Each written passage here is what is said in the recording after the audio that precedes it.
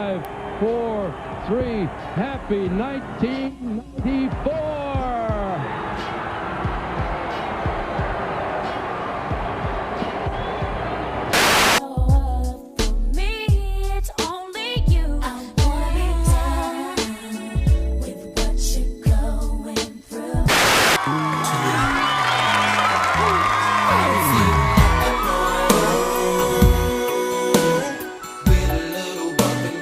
At this point, we can only pray that they'll be able to pull this off in a safe measure.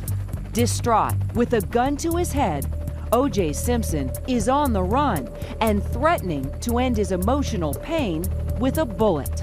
Ladies and gentlemen, welcome to The Cave. If this is your first time finding me, I do a lot of giveaways. All you have to do to win is be a subscriber to this channel and comment on this video for your chance to win.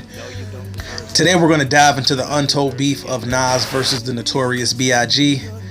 I'd like to welcome you to the year 1994. It's a crazy time right now. I mean, O.J. Simpson went on that ride, left that burned down Andre Rison's house. Jordan retired, so he's actually away from basketball because his father was murdered in '93, so he went to go pursue baseball. And just to get a better feel for how things are in 1994, check this out. Let's make something different for Santa this year. Jello Jigglers. Yeah! Jigglers all the way. Santa loves Jigglers. Use your favorite holiday cookie cutters in the recipe on a box of Jello brand gelatin. Oh, what fun these Jigglers are when Santa's on his way. Hey! Santa won't come till you're in bed. Happy holidays from Jello brand gelatin. Santa won't miss just one. Oh, Bill.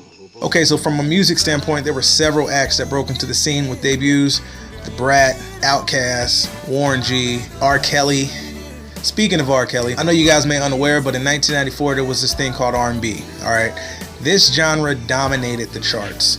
1994, you're talking Whitney Houston, you're talking Mariah Carey, Michael Jackson, Boyz II Men. You know, hip-hop in 1994 was Salt and Pepper. Hip-hop in 94 was Queen Latifah. Hip-hop was Coolio. You know what I'm saying? And it's no disrespect. Shout out to Wu-Tang Clan. Wu-Tang Clan did drop their debut album in 1993 in November. Just prior to 94, they did drop Enter the Wu-Tang 36 Chambers. So with singles like Method Man and Cream, they really got their name out there. But in the same breath, it's like they're not moving units. They're not selling. That's not what's generally accepted or playing on the radio nonstop. You're not hearing M-A-T-H-O-D, man, across the country on radio stations. No, it's R&B. And just to drive that point home, when you look at the Grammys for that year, Queen Latifah won Best Solo Performance for Unity, U-N-I-T-Y. Salt and Pepper won it for None of Your Business. Outside of that, there was no hip-hop. So in April of 1994, there was a 20-year-old out of Queens, New York that dropped Illmatic. Nas has arrived.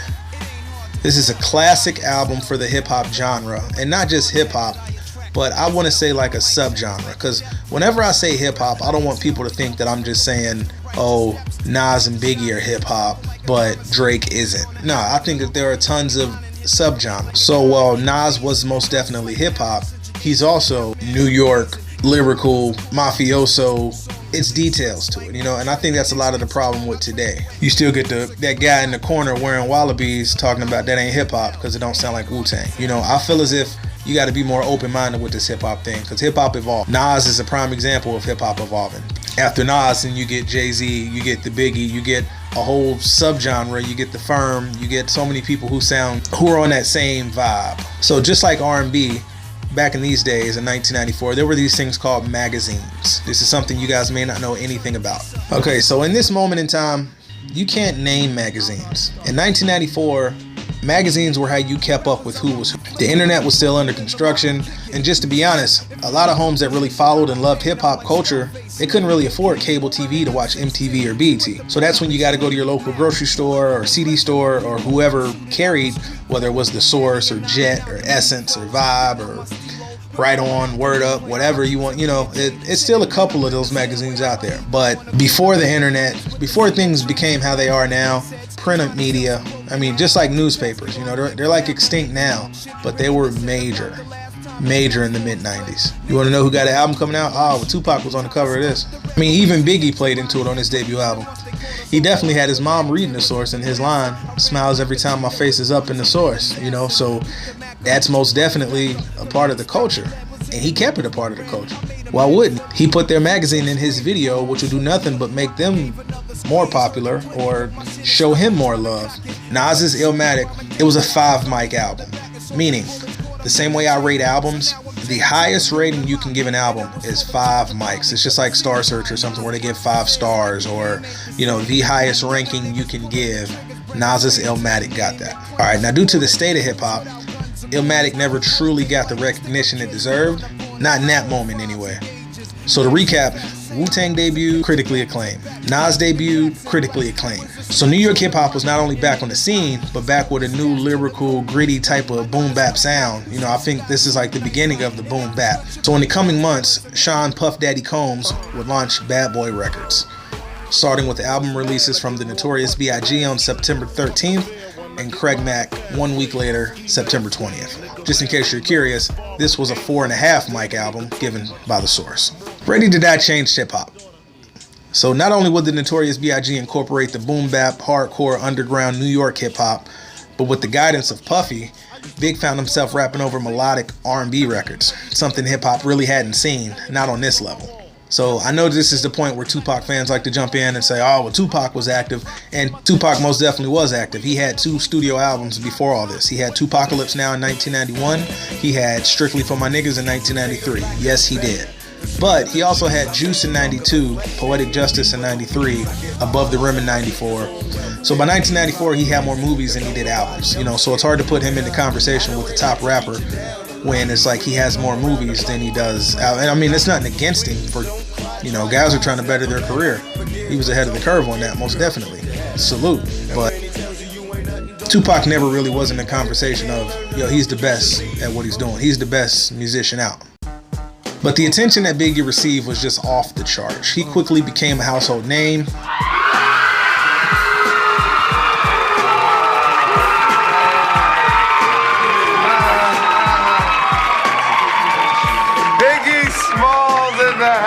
What's happening, baby? What's up, dog? I'm looking for a background singer to go on the road with me. That ain't gonna be no problem here in Motown. Only problem is trying to find a hotel where nobody don't know me. You know, I be having that same problem, man, when I go places, man. People be knowing me like, come on. How you doing? Nice to meet you. What should I call you? I love it when they call me Big Pop. People of all walks of life you see calling. I love it when they call me Big Pop. You don't see that. I mean, Nas didn't get that. Nas had just dropped. Nas was crowned the king and all that kind of thing, you know. But Nas was never on sitcoms, special features. Biggie quickly became a household name. Name another MC outside of Jay-Z to share tracks with Michael Jackson. The king of pop. He built his name up after that, of course, because there's some people who didn't know who he was until they heard Michael Jackson. But even prior, to get to that point, you're not just going to be like a relative nobody and then Michael Jackson knows who you are. No. So while you hear Ready to Die, you'll hear Biggie refer to himself as the Black Frank White. Frank White was a character from the 1990 film King of New York. So on his debut album, he called himself the King of New York. This is in a climate where Wu-Tang Clan is there, Nas has just dropped, and it's New York City in 1990. So it's like it's tons of cats that rap. But he crowned himself. He said it once or twice on Ready to Die, the Black Frank White. He called himself the King of New York, and he was not alone.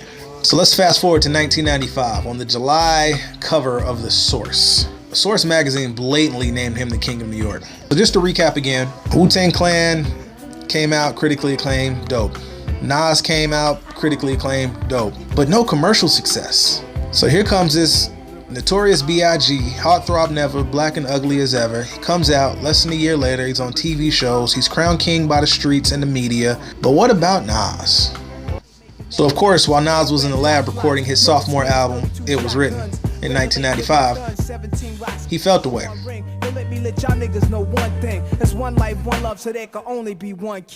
So not only would Nas take shots at who he would say the so-called King of New York, but he doubled down just a few months later.